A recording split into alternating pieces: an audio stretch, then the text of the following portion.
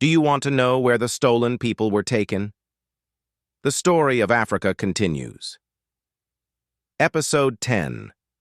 Slavery in Europe and the Americas. From the shores of Africa, millions were dragged across the Atlantic.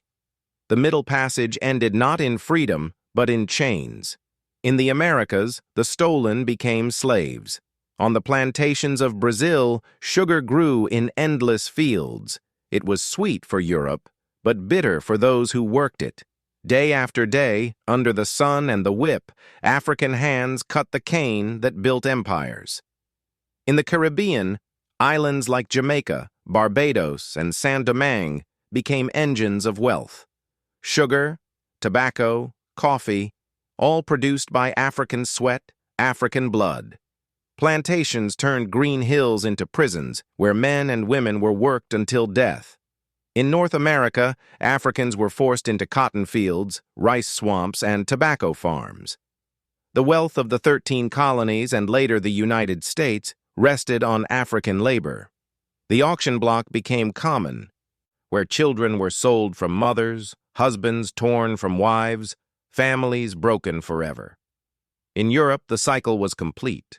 Ships returned from the Americas filled with sugar, cotton, rum, and tobacco, products of slavery. These goods fed factories, fueled banks, and built cities. London, Lisbon, Paris, Amsterdam, their streets and monuments still stand as witnesses to the wealth stolen from Africa. Slavery was not only an economic system, it was a system of dehumanization. Laws declared Africans property, not people. Whips, chains, and branding irons enforced the lie that one race could own another. But inside every slave, Africa lived. They sang the songs of home. They told stories of ancestors.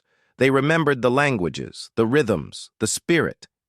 Even in bondage, culture survived. Europe and the Americas called it progress. But it was progress built on suffering. It was nations rising on broken backs. It was wealth created from stolen lives.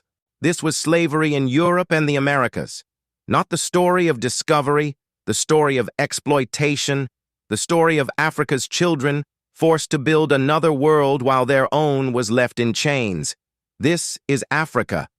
The story continues.